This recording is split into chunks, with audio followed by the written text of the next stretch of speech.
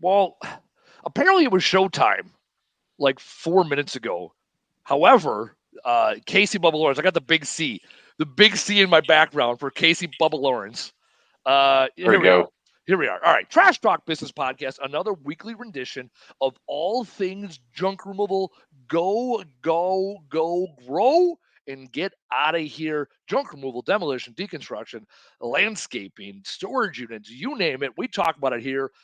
It's a Trash Talk Business Podcast. This is what we do. That's your intro. Casey, what are we talking about today?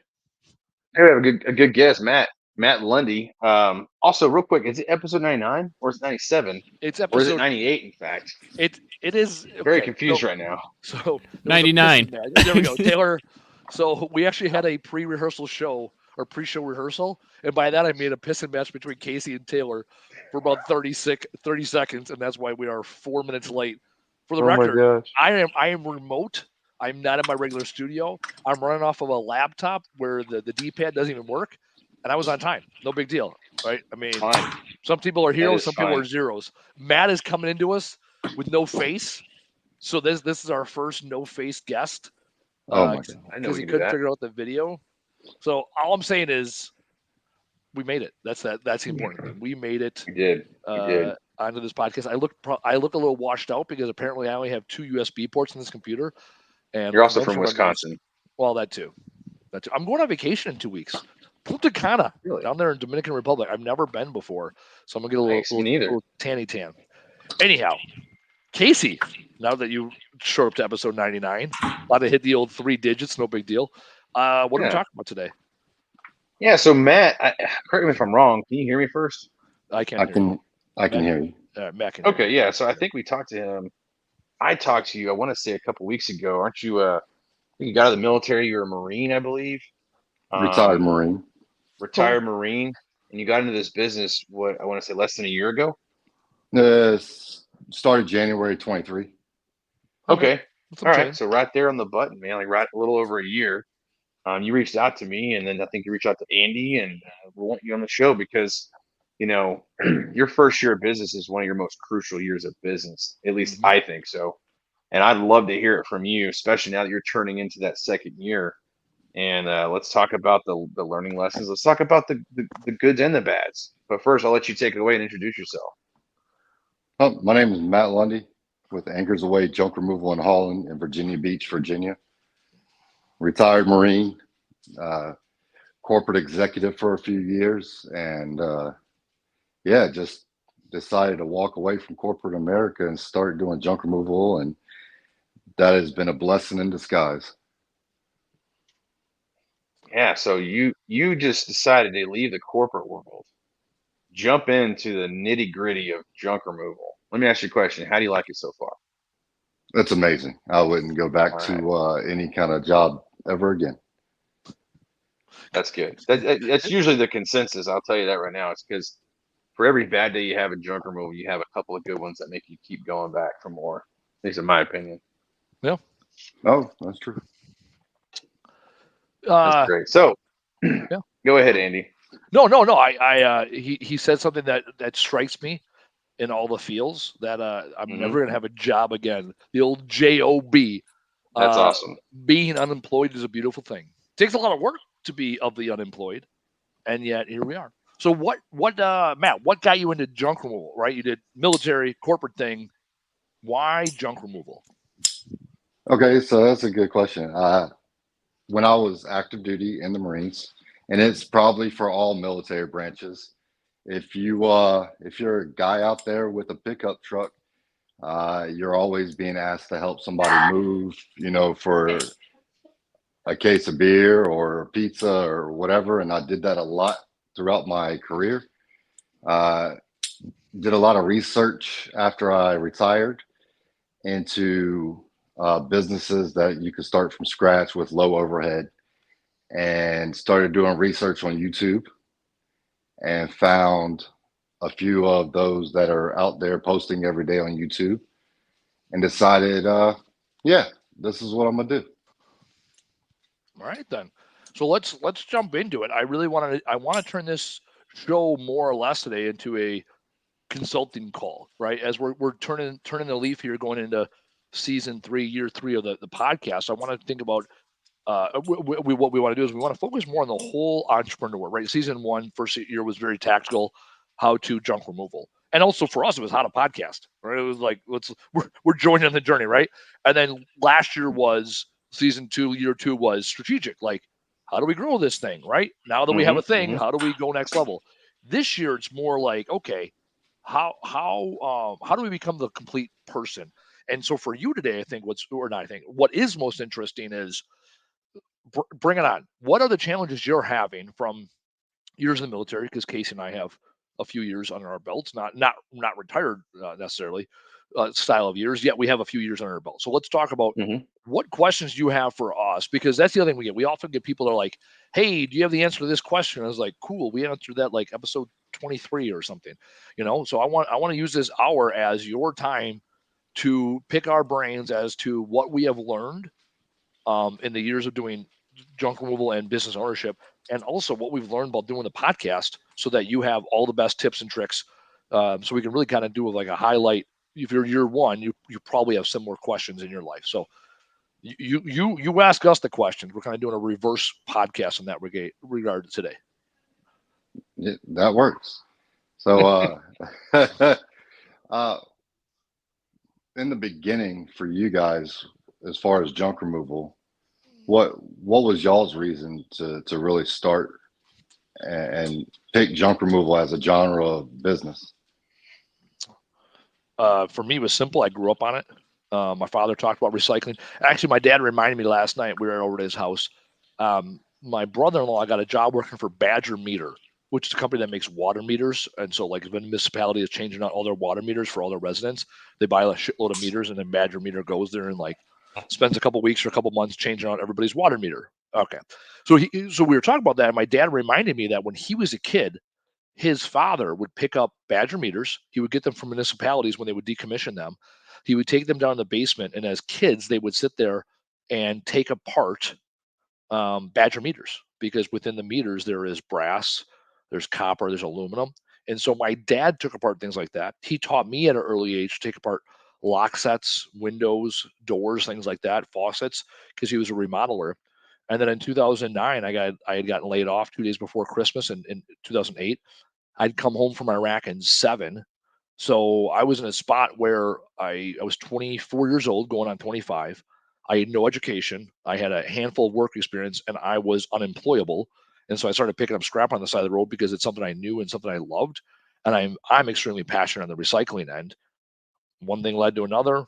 I got an education, got some money, got back from a second deployment, and then realized that people would pay me to come into their houses versus me picking it up on the side of the road. That was a hell of a revelation. So that's how I got into it. Casey's origin story is significantly different, I guess I would say. Oh yeah, yeah. So I mean, as Andy was getting out or got back from Iraq, I was actually going in. So I joined the Army in '07. I was in from '07 to '13, and I was infantry. So as you could probably imagine, there's not really too much waiting for you outside the military when you have an infantry resume. At least not that I thought. And I had it. I'd say the first 2 years were. Sorry, the first 2 years were pretty easy because I was in the oil field, man. I just hauled crude, made some good money, North Dakota, South Texas. Then the oil field crashed on us, and then I had to really start fighting for my food. So, then I started the real struggle. And that's figuring out where I was going to work, where I belonged in the marketplace, and couldn't afford my bills, man. It's really rough. But my mom reached out. Her and I were trying to reconnect, anyways, kind of reestablish that relationship. But she was like, I have an idea. We want to buy into a company, a business franchise, and we want you to run it. Now, I didn't know what she was talking about. I thought she had the wrong person, honestly. And I was like, I don't have much to do. I mean, because think about it. I never finished high school, never went to college. Why would she call me? At the time, my younger brother was actually in Arkansas University, about to graduate. So I'm like, that would seem fitting for you to call him. But anyway, so she called me, and I was like, at the same time, I was leaving a truck stop, getting kicked out of the truck stop by cops. I was like, F it. Why not? Like, I have nothing else to do now, and I have nothing else to lose. So I moved in with her. started a business out of her kitchen. I got my RV repoed because I didn't want to pay it anymore.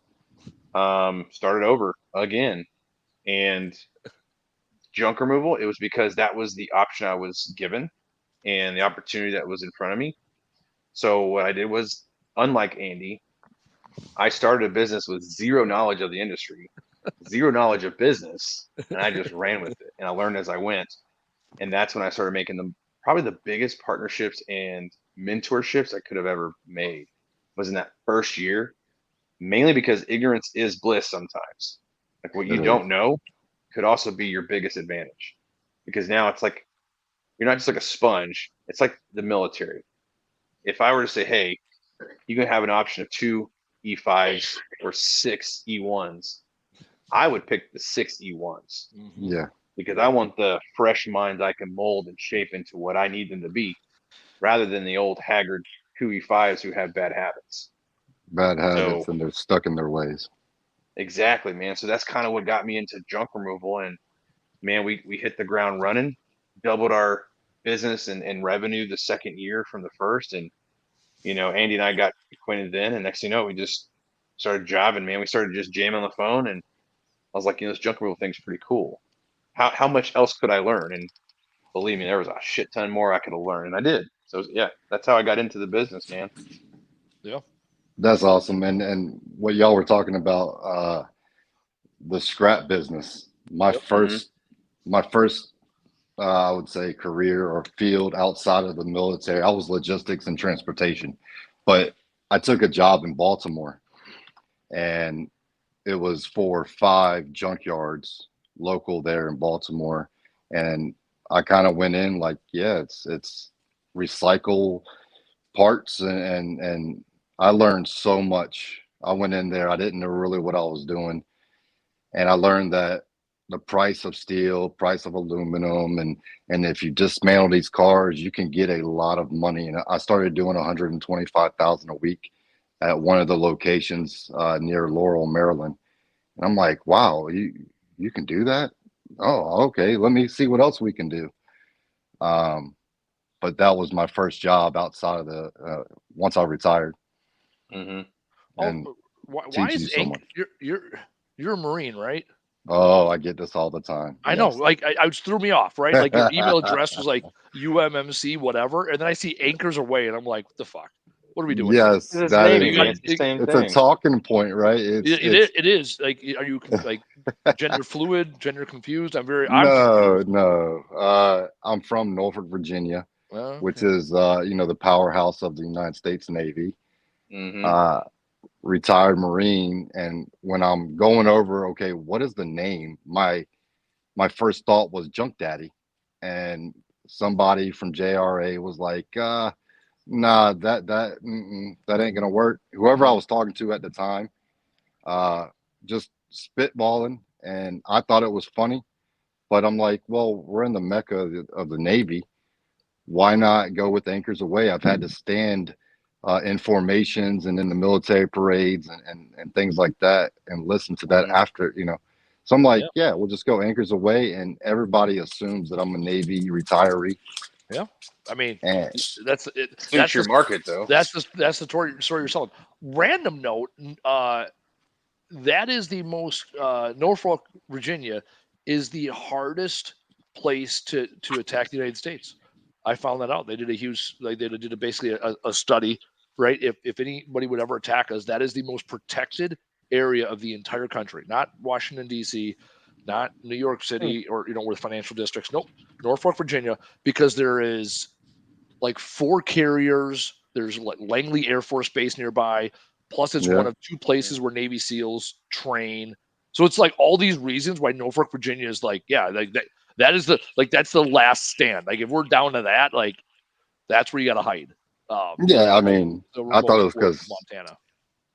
I was here. No No, big we deal. I got mean, SEAL retired. Team Yeah, Six is here. yeah. Yeah, we got nothing to lose. Disabled veteran, 100%. I got nothing to lose. Uh, That's it. Yeah, bass boat and a um, shotgun. I like it. You got Oceana, you got Langley, you got Oh yeah, that was the other SEAL Oceana. Team That's where. Six. Yeah, Oceana. That's it's the Navy base with all the planes, right? What That's is the that? Air Force. Air That's Force. where the Air Force and I believe the CIA Yeah, operates. Yeah, I watched like a 3-minute YouTube video, and now I'm a fucking, an educated man, Expert. apparently. Oh, yeah, 100%. I'm just like regurgitating facts from YouTube last night. That's all I'm doing over here. All I right. mean, yeah, that's Okay. All right. can't mess up trash though, right? Well, people do it every day, right? Like that's what I enjoy about junk removal, and Casey kind of hinted on this, is it is a low barrier to entry. There is no doubt about it. Mhm. You got a pickup truck and a good work ethic, you can be in junk removal. The Mhm. challenge is scaling is significantly different. Business Well, ownership, and also banging jobs is the simplest part of what we do.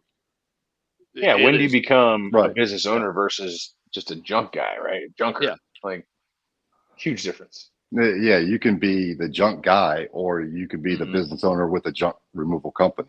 Hmm. Yeah, Yep. and that's And the big hill you got to climb that we see all the time. I mean, we don't knock anyone in their first year. We don't knock anybody who's in their fifth year and still doing it themselves. But you got to know what you want out of it, and that's the hill to climb. Yeah.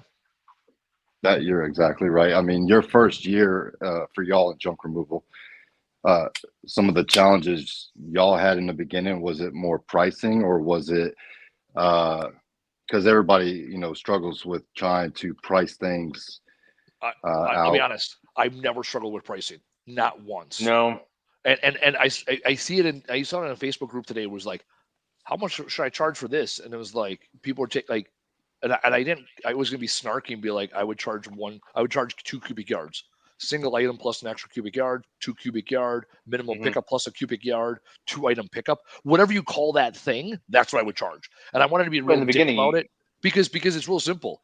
Figure yeah, out your pricing. It's either time and material or it's by cubic yard, hmm and that's your fucking pricing. And the thing is, the math does the work for you. Like, hmm I recognize that if I have a bunch of smalls in the basement, it's going to take me longer than a bunch of furniture in a garage. 16 cubic yards for my trailer is still 16 cubic yards. yeah. It is the same price.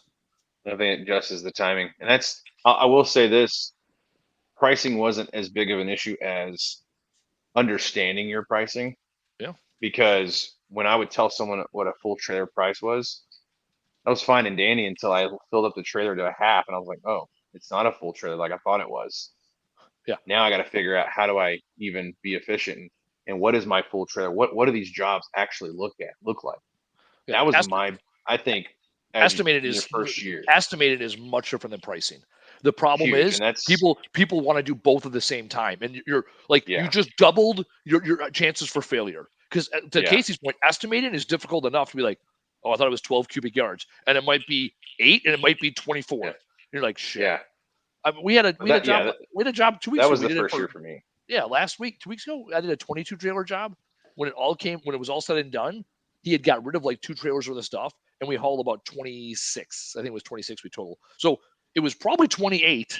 Right now, mind you, there was a room or two we couldn't get in, so there's a couple variants, but no shit, it was probably 25 trailers, 24 or 25 trailers. We estimated that ended up being 22. So I was off by 10, 15%, and I've been Mhm. doing this for 15 years, and I bumped it up, and I had my tape measure. I did all, and I had a second guy. I counted 22 and a half. He counted 21 and a half. So we're like, oh, okay, we'll make it 22 We'll and say drive by. this though. I will say this to that estimate point. Um, well, here's the thing, Matt. In year four, you're going to have issues estimating too. If you're still going to have, because to Oh his yeah. point, a 22 trailer job versus 28 actual, it's not that far off, really. No, But what is far off is a 1 to 4 trailer job. That'll hurt you. That'll yep, hurt you big, yep, because when you start doing these bigger jobs, you kind of get lost in translation. You're like, well, I know you got a lot of shit. I wish that was the price, because now I have to literally divide and conquer. Then you get into, well, what's savable, what's recycled. I mean, there's a lot of variables. But to his point, you can do a 22 trailer job, miss out on 6 trailers, and it really doesn't hurt that bad. But that 1 to 4, that's a huge killer, at least in my book. Because that Yeah. first year in business, that's where I learned all the. Man, I was way off on this one, and now you got 2 guys, or you and your helper there, for an all day thing when you thought it was just gonna be a 1 trailer, and it ended up being 4, and yeah. your whole day's done. So let's put this in perspective on how you learn the lesson. Right, first thing is figure out your pricing. Right, Second thing is figure out your estimating how big a job is. And then the third thing, once you start getting laborers, this was the next big lesson my brother and I would learn. Figure out how long it takes to do jobs. When my brother and I first started, we knew we could do a one trailer job in an hour. Him and I would get in there and bang it out, and it was like nothing. And then we would Mhm. start bidding. We would start bidding jobs, winning them, and then I would start scheduling the jobs. And I'm like, man, why are these jobs taking so fucking long? And then I realized, wait, our guys are not as motivated as my brother and I are. They are not as Mhm. efficient. They're not as strong. My brother's 6'6". I'm 6'4". We can move relatively quickly and agilely through a house, right? And we're full size men, right? And we've been doing it since we were 8, 10 years old. My dad had us moving shit for his Mhm. clients and for family members and whatnot. So, the next thing was, once we estimated the jobs, figuring out how long the projects were going to take so that we had people and then hiring people so that we had people that could meet those standards and we could make money. It, Making money when you're a 2 or 3 person operation with a truck or Yeah. two is simple. We made more money that first year than I did my third year, like significantly. I made shitload of money first year, a lot of money second year, and then third year it's like where'd the fucking money go? It's like, oh Kind well, of now we have plateau the three. third year. Yeah, what's that? Yeah, Kind of plateau the third year. well, right, and then in the third Good. year, you have two choices. Actually, we talked about this. You and I talked about this Yeah. recently, a couple episodes ago, Casey. You have two choices at Yeah. year three.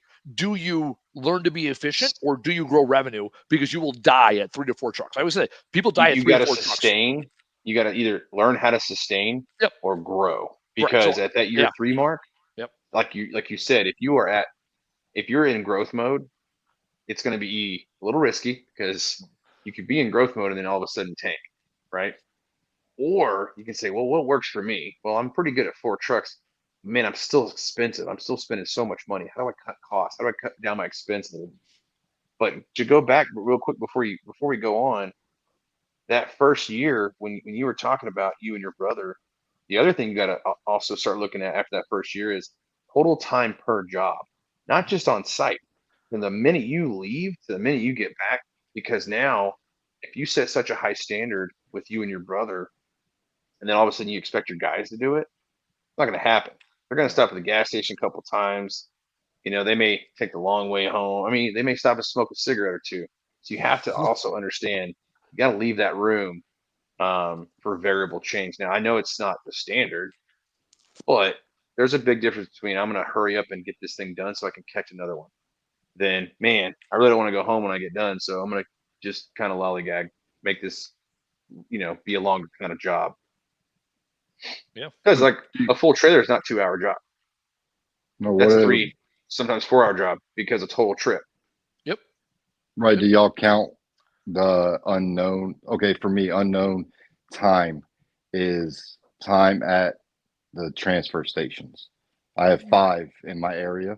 No, I don't. I don't. Yeah. No, I don't. I don't factor in That's not unknown time. client's Correct. It's responsibility. well, no, correct. I don't. Yeah, I don't know. No, absolutely not. I don't charge a customer. I mean, again, my pricing is Yeah. by cubic yard. And when it comes to routing, I don't have unknown time. I know that there's transfer stations I can be in and out of 5 minutes. I know there's landfills that I can be there for a half hour.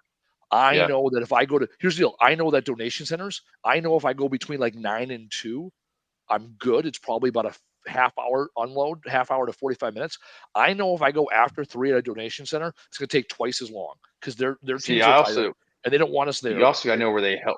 Yeah. Yeah, you got You also got to know where they are, where they unload for you too, because that's a huge yep, plus too. correct. So yeah, I know there's one habitat we go to on a regular basis, and they have a dock, and I know if I Hmm. get there before noon, they are motivated because that's Hmm. when they're unloading trucks. If I get there 2 or 3 o'clock in the afternoon, there's going to be people, there's going to be customers, so now there's going to be less people on the docks. The guys in the docks are tired. I might have to wait for one of their trucks to come back. I come in at 9 or 10 o'clock. 10 o'clock is the earliest I can get in. When I come in at 10 o'clock, I guarantee you their truck's not back because their truck only first started driving at 8 or 9 to go pick up customer stuff.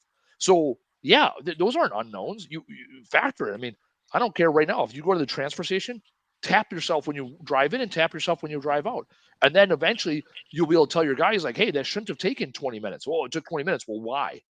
Oh, well, Hmm. we stopped and smoked and joked with the trash master, or talked to the loader, or the scale was down. Right? There might be a legitimate reason, and yet you're like, hey, I Well, know it should take 7 minutes because you track 50 stops to the transfer station, and that's how long it normally takes. Right. I this is don't I also don't count that as time for the customer. Oh no, not But time for the that's customer. a No, hard no. lesson learned this year. or the Mhm. first year is, oh man, like I go to the wrong transfer station in the wrong city at the wrong time, and I am there for 45 minutes Oh, there's a correct. waiting. Oh yeah, Oh yeah, there's a couple. not forgiving at all. Yeah, there's well we don't go to the landfill nearly as much as most junk removal companies. I mean, I No. run 4 to 6 trucks a day, and I might go to the landfill once or twice in a day, Mhm. max. That's with 6 trucks banging out What's your anywhere setup? between 8 and 12 trailers. Wow. Yeah, what's your setup, Matt? Sorry to ask. Yeah, We Oh, haven't asked that yet. I don't know if y'all can see the picture. yeah. Uh, when I was doing my planning, I was on looking for a commercial truck, and I knew that I did not want a truck and trailer setup because I would have to go buy a truck and a trailer. And Yep. I'm like, yeah, for that money, I don't want that. So I actually went down to Raleigh, North Carolina, and there's a company down there that is co-owned by JRA. I actually Mhm. bought one of their 2009 Isuzu NRRs that had the setup already and the color. There you go. Their color scheme was exactly like mine. That works well. So yeah, so all in first truck was just that 15, Oh wow, yeah, yeah. I mean, right? if you can start with $15,000 and banging jobs, Mhm. you're in good shape. And I was banging jobs. I mean, month three, I think I did 17,000 March 2023, Oh That's good. yeah. and Hell yeah. I just got a memory on Facebook that today, 8 years ago, was when I got my first dump trailer, There you go. or when I actually got it built up the third time. My bad. Yeah. So what did you do total revenue last year? 107. Oh wow, so that 17 in March was, I mean, it's The 15% of your beginning, revenue on the year. right? Mhm. I did 107,000. Yep. My mistakes cost me almost 100 itself, like not knowing and Mhm. getting into these networking and what they call BNIs Yep. and Better Business Bureau. Everybody wants to call you once your business is registered, Oh yeah. Oh yeah. and It's fine. advertise here, advertise there. I'm like, hmm. Yeah, no, yeah, Angie's List. Yeah, there's so I'm in the Better Business Bureau. It does help with your SEO once you have a good looking website that's rocking and rolling. Yeah, we're in a BNI. I am not in the BNI. Former employee of mine signed up for it and prepaid for it, so we're in it for the next 6 months. It's netted some results, not nothing great. I do not like advocate for BNIs by any means. Um, It Angie's works for List. some. Correct. Some people absolutely swear by their BNIs. It's not a good use of my time. All right. So your top line revenue was 107, and the choices, and you had 100,000 in operating expenses and cost of goods sold. Essentially, is that accurate? Give or take. Yep. Yeah. Mhm. Yes, and So you had a break even year. it was, and I consider it, It's and I great. look at it as It's a a win. big picture. It was a win for me because even though I spent some money that I probably look back and shouldn't have, you can't pay for that education for the losses you took. Is to Yep. me is just an education. Yeah. No, you correct. Mhm. You'd spent the money, and now you will not spend the money again, or you will spend the money again, given how it worked out. All right. What So I will say this, Matt. The one thing I was taught in my first year was when you spend money, that's the year to do it. Because as far as setting up goes, equipment goes, that first year is very critical because you also learn what doesn't work for you, right? And what doesn't work for you in year one doesn't mean it won't work in year three. So, and we can get to that later, but the cool thing about year one is year three starts to look similar because you've now revisiting certain things. But the first year, I look at that as the most impressionable and valuable part of the business. Like you said, you broke even if you made a little bit of a loss, that's your biggest learning experience was that first year. Now you're like, hey, I'm ready to hit year two in the mouth and and learn from those they're not really mistakes, just make small adjustments, right? Right. And word of mouth is now setting in. Exactly. So January this year, I decided, well, at the end of December, I decided like I'm done paying for leads. I tried a few different lead generators, not Angie's List ever, but I'm like, you know what? I'm not paying for this no more. And I don't know what happened, but I started getting blasted in January to where January was the most profitable month this year of all the months I've been in business. Hell yeah. That's so we actually used to do Home Advisor for a little bit, right? And then we turned it off, but we would keep it in our back pocket for like just random times where business would just kind of fall flat. And we would turn it back on and be like, all right, let's see what happens. We never liked it. We used it kind of what it was for what it was worth and wasn't that much. But yeah, that first year in business, you're doing everything to figure out what works. So the word of mouth is huge, and especially with your town. I don't know how far one end to the other end is for you. How far of a drive? If you were to maximize your area, how far of a gap is that? Well, I cover all of Hampton Roads because Okay. I'm not a franchise. I don't want to be a Hmm. franchise, but I did want to cover what they cover. And I Yeah. cover Virginia Beach, Norfolk, Chesapeake, Suffolk. It's 25-mile radius altogether. Okay. Okay. Cool. So you're not spreading yourself too thin. I mean, the reason I asked that is because even with the franchise model, like the good thing that it taught me was aim small, miss small. And for us, for instance, the last thing we wanted to do was drive an hour for a couch and spend all that money and time driving back at the end of the day. But at the same time, saturation is key. So if you have a smaller area, the likelihood of people seeing you multiple times per day increase significantly versus, hey, I'm going to try to hit 3 counties. That was my only. Absolutely. That's why I asked. Well, I schedule. So if I know I'm gonna be out further and Hmm. it's a couch removal, I will schedule multiple jobs that day Yeah, in yeah. that general area because we're lucky Make it here worth the that we trip. have transfer stations in every city. Oh, nice. And I can even pick up hazard materials, paints. I can pick up the stuff that normally the other ones don't pick up because there's a landfill that I can go to that they separate it and they accept it all and they don't Wow, penalize you for it. that's interesting. Like a That's really 55 cool gallon because barrel oil. yeah. So yeah, so for me, all of our landfills and transfer stations were kind of on the outer rim of my area because my area was big suburbia, just a ton of suburban areas. So we would have to kind of pie it off after a certain, highway or road. We're going to this one.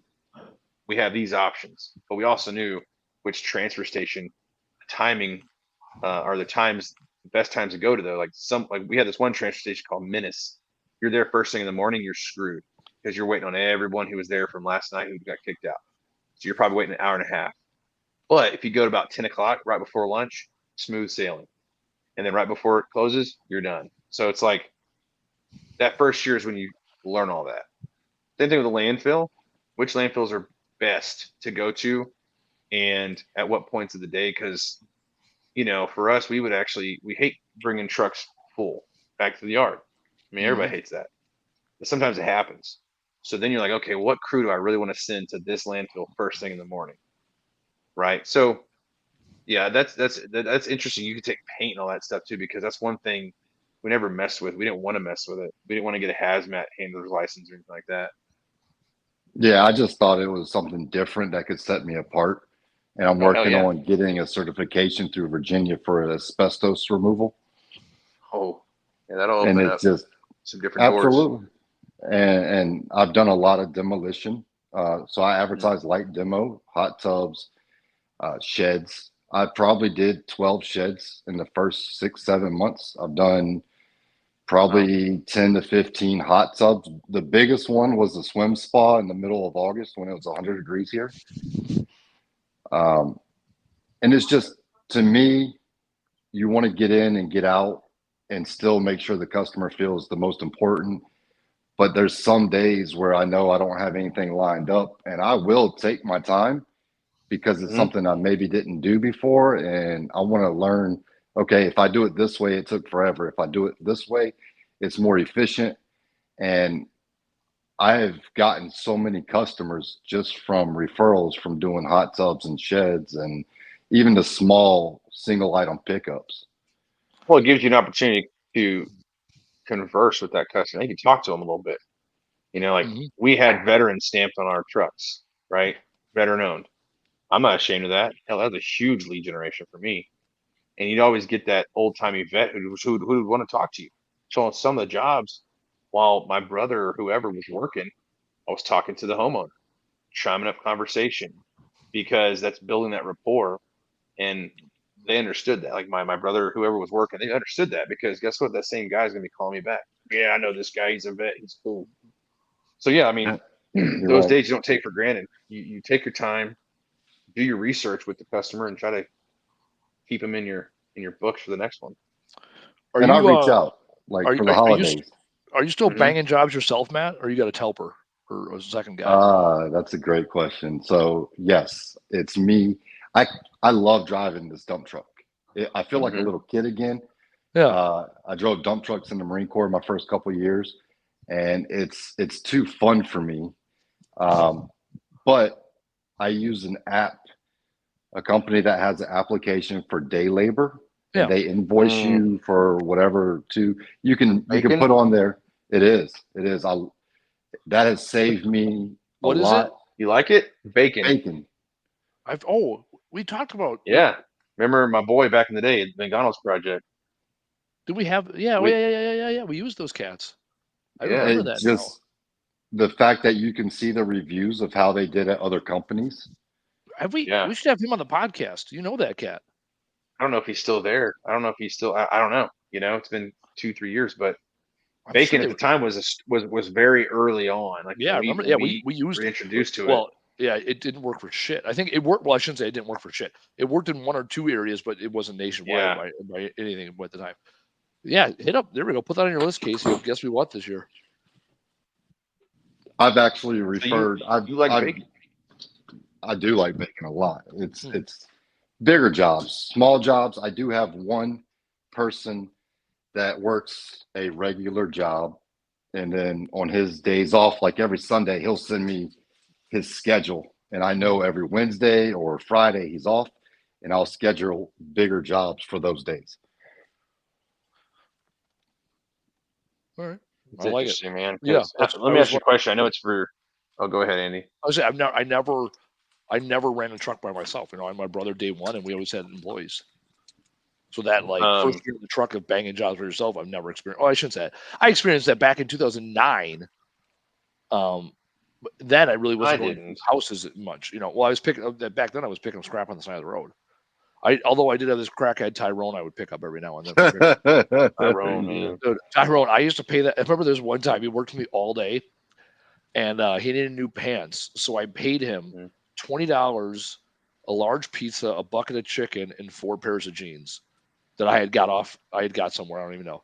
And it was like the greatest day ever. I made like $300 in scrap. I was happy, and it cost me, 20. That's back when you get. That was back when you get a large cheese and pepperoni. And it made his 8 piece of chicken for like 19.95. So yeah, it cost me $40 and 4 pairs of jeans, and I made like 250, $300. It was like the greatest day ever of scrap. Oh, Hot? What the hell happened? Oh, he muted himself. It was that good of a cup of coffee. He muted himself.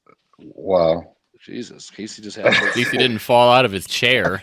Jesus, for people watching at home, Casey just had a minor aneurysm in the face, and then he muted himself, and now I don't know what he's doing. He's talking That to came nobody. off.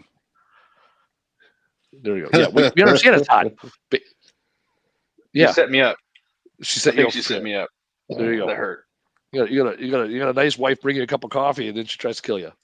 Well, she's All right. mad at me Why? Because we're having a good time.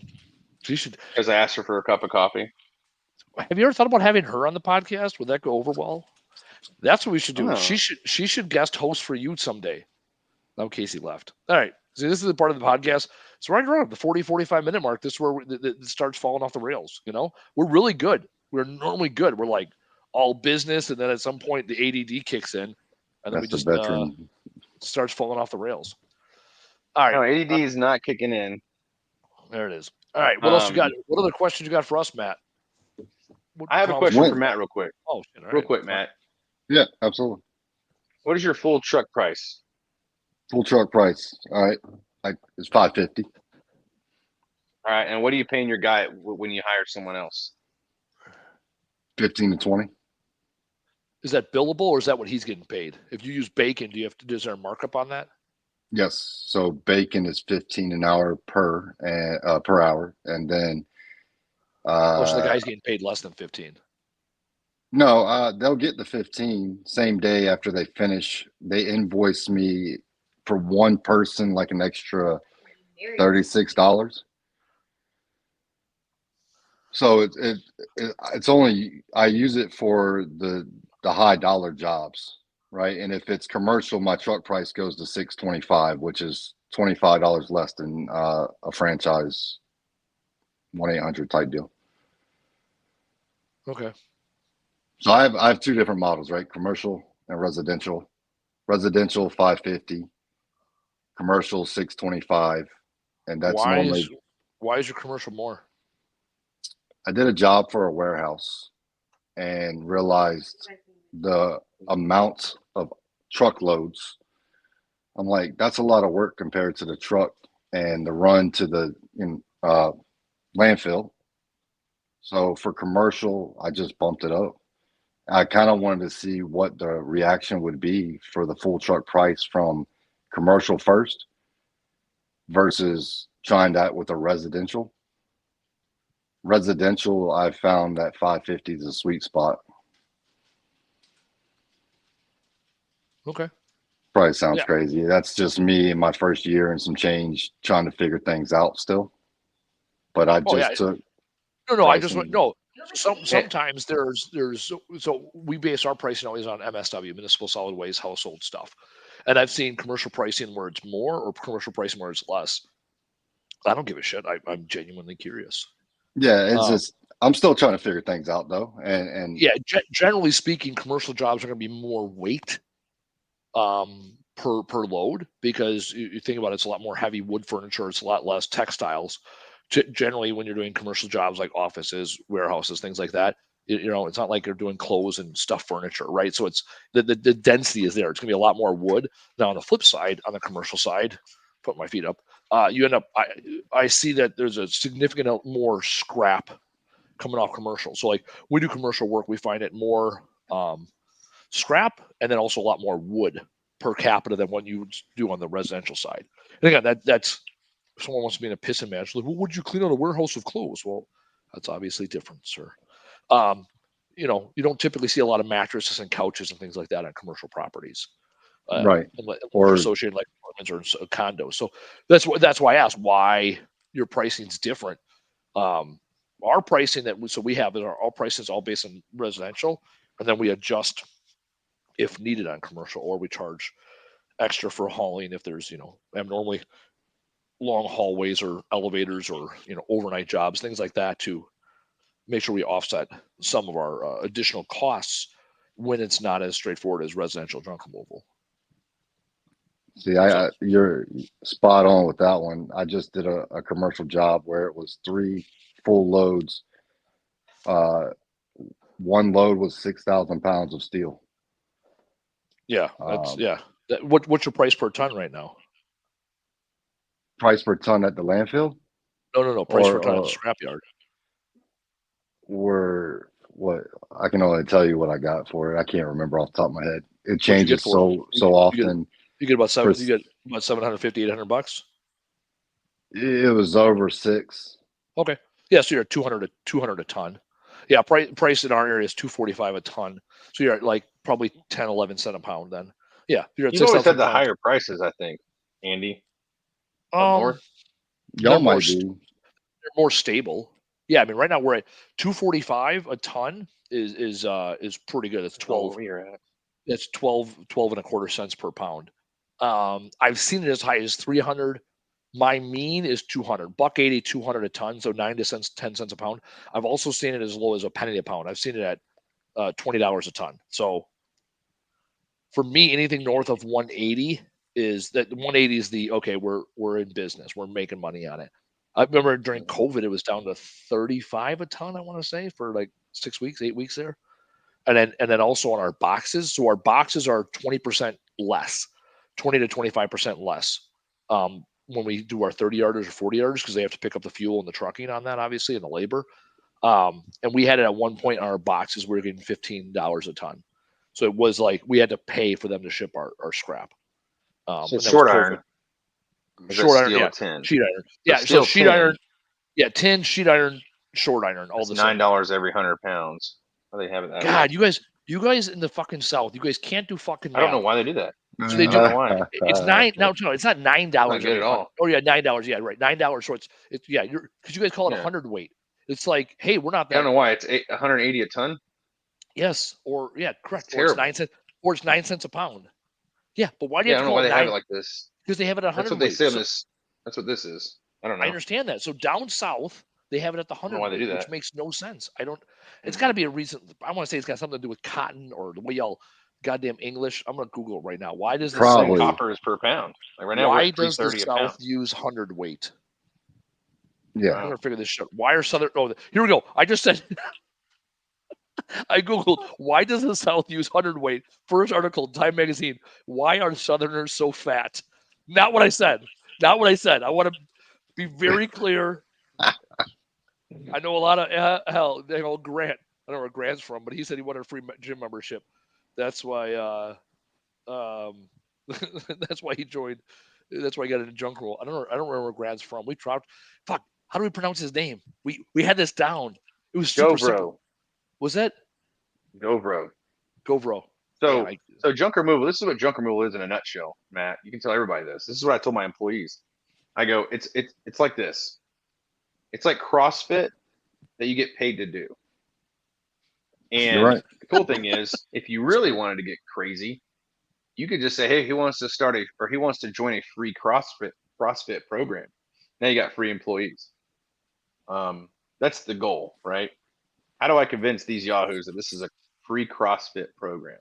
Because that's literally what it is. CrossFit, you just get paid to do it. Yeah, but us down south, IHOP is our gym membership. So, we'd rather go to IHOP.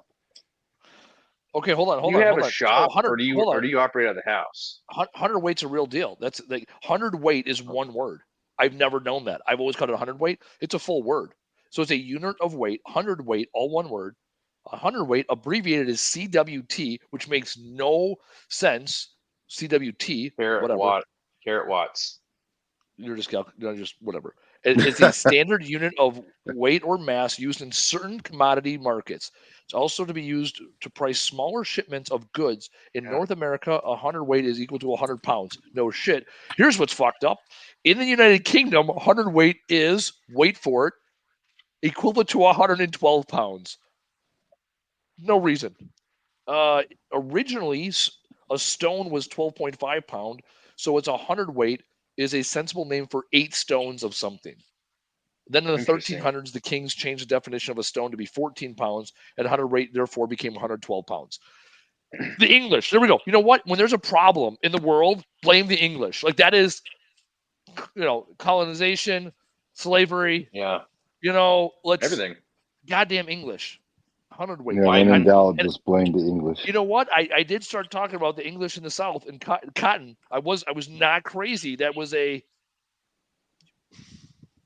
gonna figure this out why they use it in the South. Now that I know what it's called, because I just typed in 100 weight, like 100 space weight meaning, and now apparently there's an actual definition. So I'm gonna look up 100 weight. You guys keep talking. I'm gonna get to the bottom of this mystery by the end of the show. So Matt, where do you operate out of? Your house or a shop? House. I'm too cheap. No, that's fine. I'm just curious because I'm trying to understand. I missed some of the conversation because my wife poked her head in. And I was like, "Hey, you burnt the shit out of my mouth with this coffee," and she's like, "You're welcome for the fucking coffee." And I was like, "Good point." Then, I'm gonna get her on the podcast. She wanted to know why, but I will say this: I was looking at the scrap things. I was wondering, do you hold any scrap at your house right now? And if you do, how many categories do you have, if any? I do not. The plan is yes, I'm going to. And I found these containers that I can store and separate different piles. And it's great because when I first retired from the Marines, and that running a auto recycling plant or junkyard taught me, put those in different bins, and a 40 yard of steel is going to be a lot less than a 40 yard of aluminum. And in the beginning, like you say, you try to figure things out. Now I know I need to start putting these in different piles, and the days that are slow, go ahead and start taking scrap, and then watch the East Asian market, because that's really what I've learned in the past that drives the price of metal. That's where everything goes. You're not wrong. And then shop around. I'm gonna shop for this guy over here. This company charges this per pound or per ton. This guy over here charges a little bit more. They're all sort of the same. It's just, are you willing to drive an extra couple miles to get more? And to me, it all just kind of pans out. So the warehouse job I did. I'm sorry, go ahead. That makes sense. Yeah, that makes sense. Because I was like, I guess it really depends. But before we had our yard, I think we just kept kind of 3 or 4 things at all time. We would bring back to the house before the HOA got onto us. But like 10, we're not going to keep that shit, dude. But if we got copper, if we knew it was pure aluminum, which is very rare, then yes. Or batteries and then motors. Those things we kept until the HOA caught on. Like, yeah, you can't do that. Oh shit. Well, but I just put up a brand new fence, so that way they can't see what's nice. behind it. Nice. like Our it. HOA caught on because they're like, you got 3 trucks and trailers stuffed in this driveway in a nice neighborhood. You got to go. Yeah, Right. So I just put up a nice new privacy fence. You can't see anything. There you go. So yeah, because right now batteries are getting 15, 20 cents a pound. There's your. You do it per pound? We do it here. So Interstate Batteries, the shop here locally, they used to give you about $10 per battery, no matter what size. Now it's $6 per battery. That's about right. Yeah, so that's about the same. I think it depends if you go to a scrapyard versus like we found a place that would do the same thing, but then they stopped taking. They didn't want gel cell; they only wanted acid batteries, and we're like, well, why can't we bring gel cell? And they explained it to us, and we didn't like it, so we stopped taking all our batteries there. What's y'all's greatest find that you've ever had at a junk removal job? Success.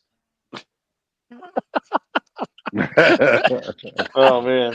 That was honestly a greatest. That was a real dick. That was a real dick move. Huge, real dick move. Man, our greatest find. It's hard. That's a hard question. Here's why. There's been so many that have either been okay, shit. Hold on a second. Where'd he go? What are you showing me? What do you got go there? Oh my god, that guy. Another pepper. This is the Peacemaker. All right, it's a solid freaking bronze. I think. I don't know. Thing's heavy. About 60 pounds. All right, it's by Richard Muno. Anyways, found this on a job a few years ago. It's pretty cool.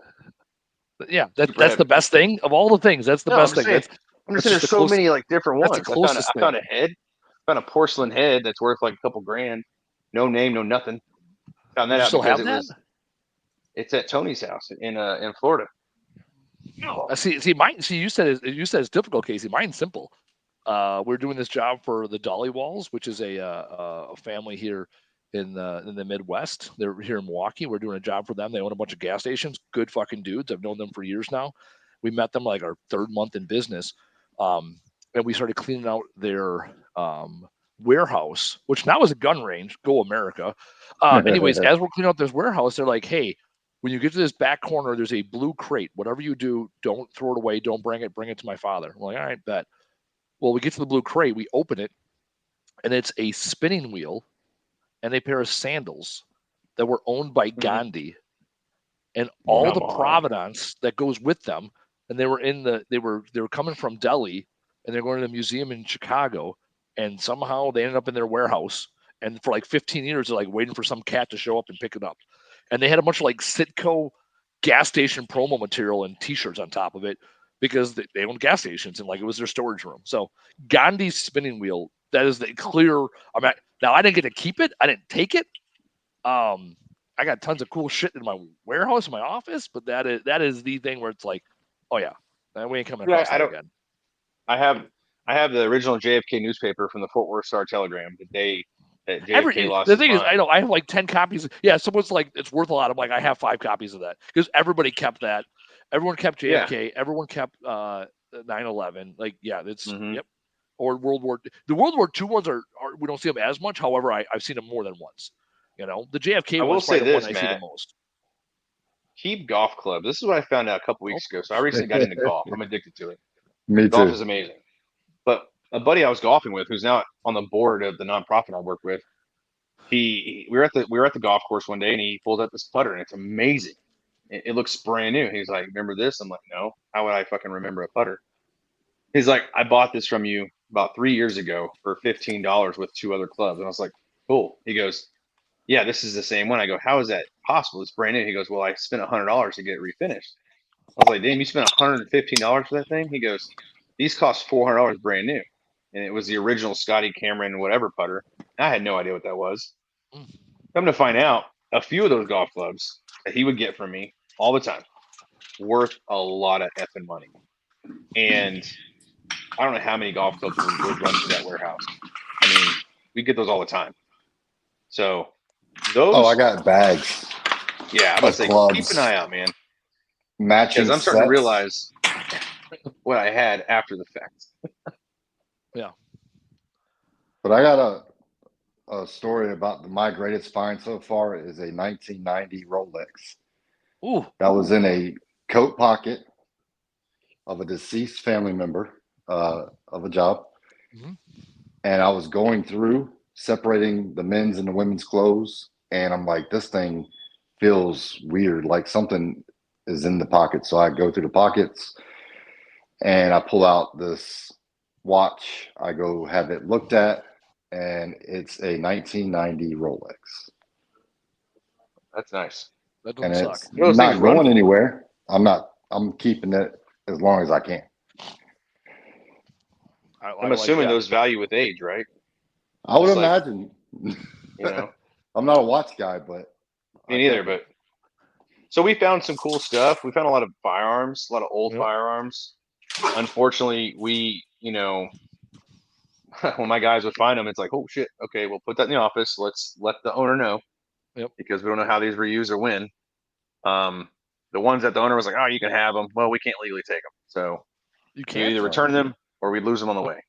You guys can't take firearms? Well, we can, but I mean, as a business, you can't take firearms and then transfer ownership without papers. Oh yeah, For yeah, a correct. business, you can get in Yeah. trouble. Yeah, no, that's fair. But Yeah. I mean, if it was me, it's different. But my guys, I mean, come on. I got no. I got a firearms dealer that I work with, and he'll work with the homeowners whenever we come across them. He'll work with the homeowners to make it right, and I let them deal. Yeah, I still, So like I said, yeah, that I'll dealer and handle then a them. jeweler. Yeah. You have a jeweler in your Yep. pocket too. Yep. Consignment. Yeah, get a good guy, the gold guy. You know, we rarely come across that stuff when it comes to whenever we come across jewelry or coins or shit like that. We always give it back to the family. I mean, at the end of the day, like Yeah. the people that don't know what's there, and of course, family when you tell them it's there, they're like, yeah, bad. I don't. The last thing I want to do is get accused of taking something where it's like, yeah, it was dope. Like, oh, I got $500 worth of coins. It's like, cool, it was a $5,000 job. And what if you get accused of stealing? Your reputation is shit. So Exactly. That scares me the most. yeah, we had a gun one time a couple of years back, and one of our employees found it, put it in the truck, put it in the cab of the truck, told only the team leader, not the family, and had all intentions of bringing it back to the warehouse. And thankfully, the team leader was like, yeah, no, and then gave it back to the family. And then that employee was let go from our organization effective that day, because we have a very strict, if you find anything questionable, including guns, jewelry, money, you let the team leader know ASAP. And that individual chose not to do that. And then, yes, subsequently was no longer of the employ within hours of said incident. So we'll just leave it at that. All right, we're getting to the end of the show here. It actually went by really quick. This was super conversation. It really did. What else? What other advice or questions you have for us, Matt, that we can give you some advice and get you going in the right direction. So year one can be double year two, so you can cross that 200,000 threshold, if not higher. What other When words do you need from us? this might not be more for you, but as a general question, when do you know, or when do you think it's right when you step away from the truck? Because in my mind, if I hire somebody and I put a crew in the one truck that I have right now, Yep. so I can run around and do estimates, they can run around and do the jobs, is what I picture in my brain. When do you know when it's time? So you Short never answer? will. Yeah, afterwards. Yesterday. Yeah, you'll know after the fact it was the right move when it Yeah. worked out. So to get there, it's real simple. I would say at a minimum, you hire somebody, they run with you for 90 days, you and that Mhm. person for 90 days. Then Mhm. you hired a third person, and the two of them work with you for 90 days. And it's not like, oh, hey, on Monday you're in charge. It's like, hey, wrap the rest of this job up, and I'm going to go ahead to this estimate. Hey, I'll see you back in the yard. I'm going to go, whatever, do some accounting, or I'm going to go to this networking event. It is not all at once. Like we have an operations guy now. I brought him in. He worked on the trucks for 2 weeks. I brought him in on a Monday. I said, hey, my goal is by 2 weeks from now on Friday, you can answer the phones by yourself. Mhm. That Thursday afternoon, I'm like, dude, I'm taking off. You got this. Like he demonstrated an ability that was good. And now he's been with us a little over a month, been with us 2 months total, but on our operations for almost 2 months. He is where I thought he would be in 90 days. So in 6 weeks, he's where I plan on him being in 12 weeks. And the person before And that, after 4 weeks, wasn't where I needed her to be after 2 weeks.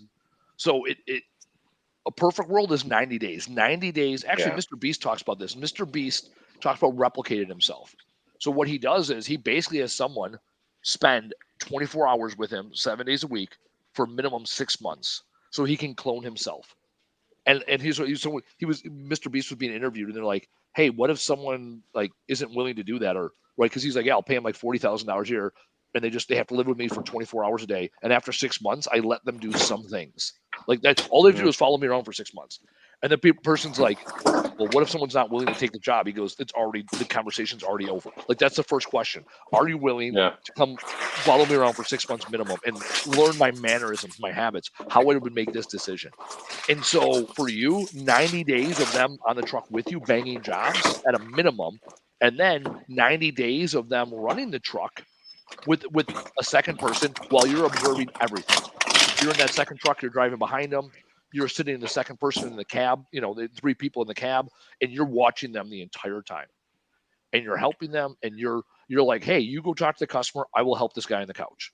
Right? You settle up payment, hey, you have that job that you quoted a half trailer and it ends up being a 3/4 Mhm. trailer or a full trailer. You go have that conversation with the customer and you sit back and you wait till they get to an impasse and then you feel it out and you step in as needed.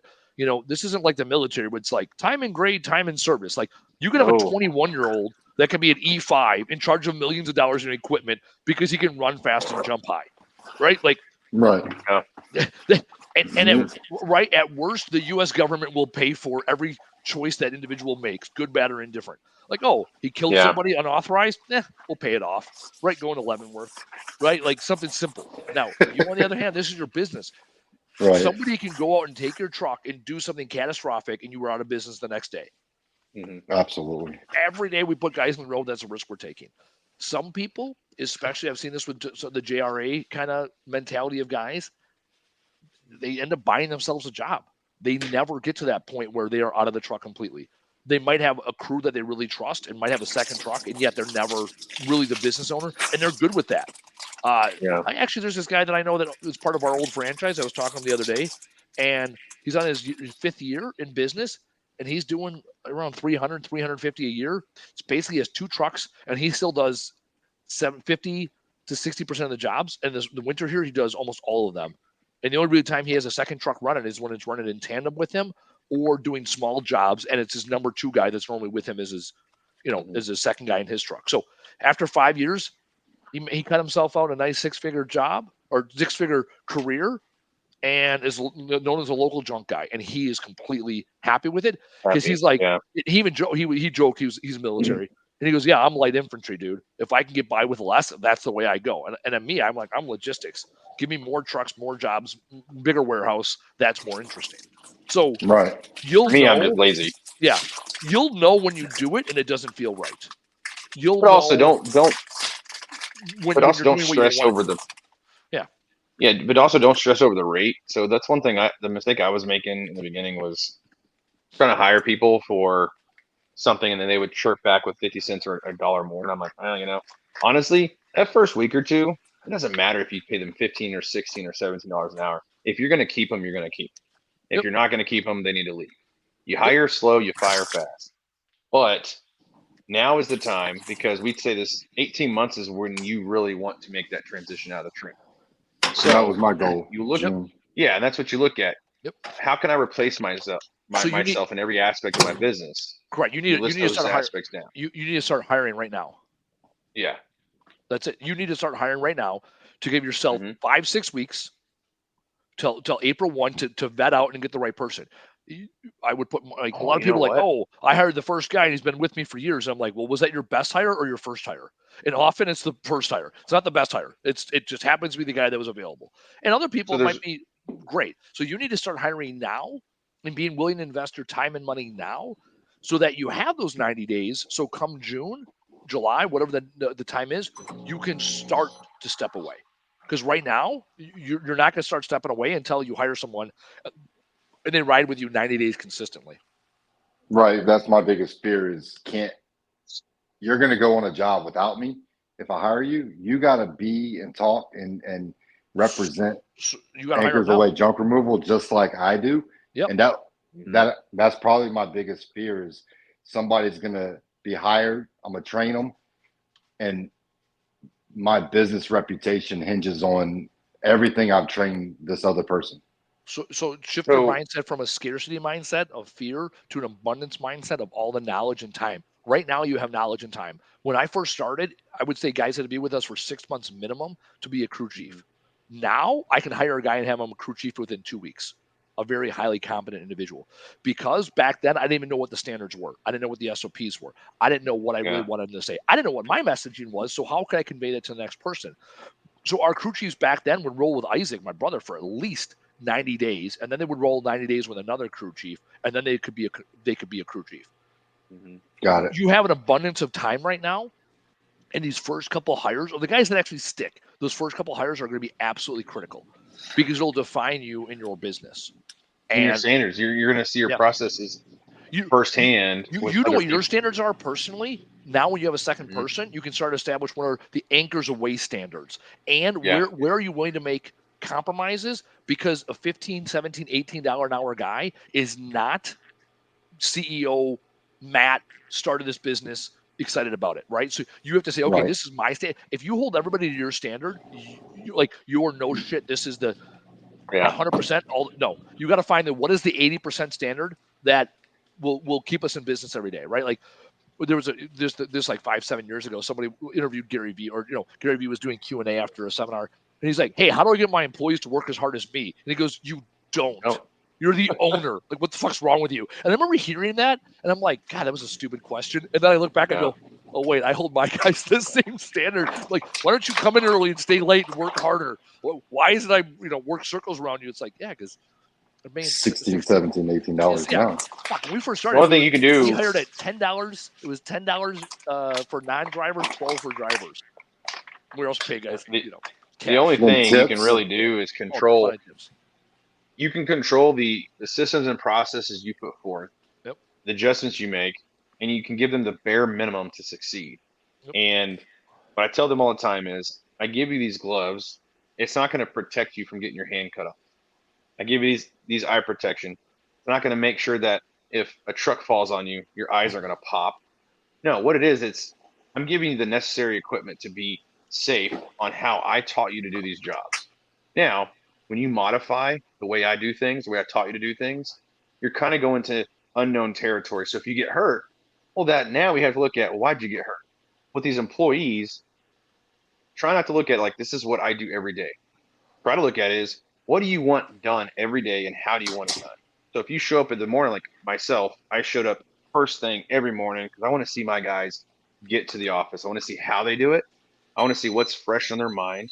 Do they gather and kind of bullshit for a little bit after they clock in or before they clock in, right? Because that's important. At the same time, you always leave it up to them to improvise too. Hey, what do you think would be better? How do you think we could improve at this process here and there? What are you seeing out there that maybe I didn't see? So this is the coolest part of it all. I had over 70 something employees, man. Like you're gonna have so many effing employees. It's gonna suck. It's gonna be great at the same time. But the one thing that never changed was I always had to make sure I improved my business through them, Mhm. right? So when you hire them, just remember, don't hire with your heart. Hire with your head Mhm. and keep your business in mind. Oh, that sounds like That's actually a really good takeaway there.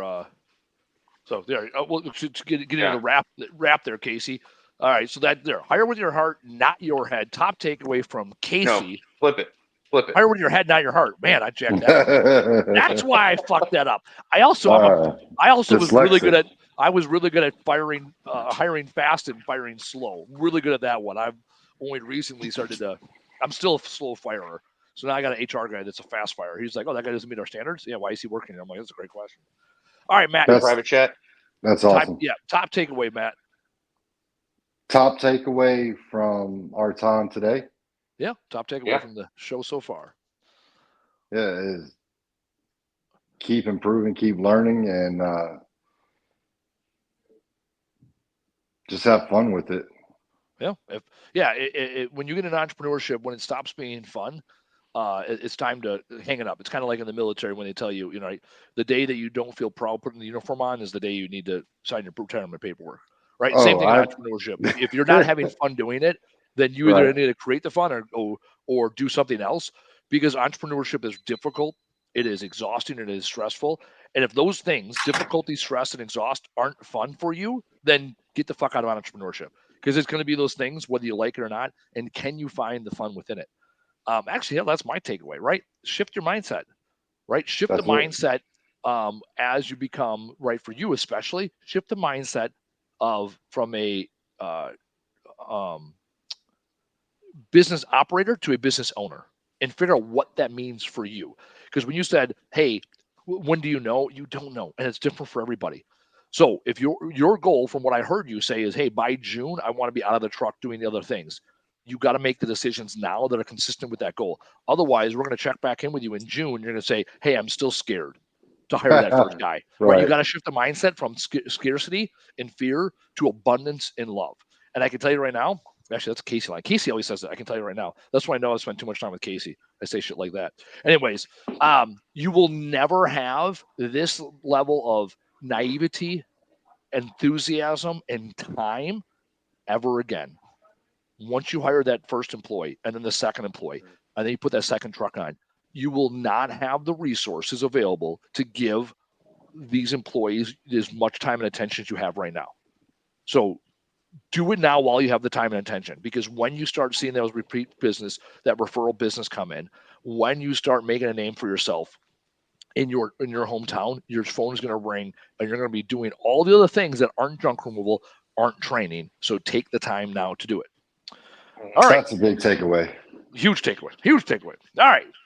That's Coming up next in the show, this is the other thing we're doing this year. You're gonna see this a little teasy tease. So historically, we've had guests, right, and sometimes we book them weeks or months out, and then we never talk about those guests until after the fact, until after we have them on. So now this year, this was. I think Casey's the one that came up with this adjustment, or maybe it was Taylor. During our annual planning that we did recently, we talked about teasing our upcoming episode. So we're being very frank what we're going to do. Next week we have my good friend. I've known this guy for quite a bit. I've seen him speak personally. Dave Melinda. He's a business growth coach. So he's all about positive polarity. So it's all about shifting your mindset. Look at that. This was I didn't even tease it. It wasn't even like a transitional. I'm that good. Right. Anyway, Dave Melinda is going to be coming to us next week talking about shifting mindset, again, shifting to being positive minded within your business, because business is complicated. Business can be difficult, and yet you can take control and boost your positive mindset when you change the way you see the world. So, Dave, Melinda, again, this year's episode 100, which is awesome. We are talking about the whole person, the whole entrepreneur. It's no longer tactical junk removal, strategic business ownership. It is now how to be a better entrepreneur. So, Matt, thank you so much for being our guest on our 99th episode of the Trash Talk Business Podcast, coming to you live every Monday at 1600 or 4 p.m. Central Standard Time. On behalf of Matt, Casey Bubba Lawrence, and our producer Taylor in the background, I'm Andy Weins. Thank you for joining us, and we will see you next week. Matt, sir. Thanks for listening. Tap subscribe or follow to get the latest episode. And if you enjoyed this episode, be sure to leave us a review and tell a friend to listen. To learn more, visit Trash Talk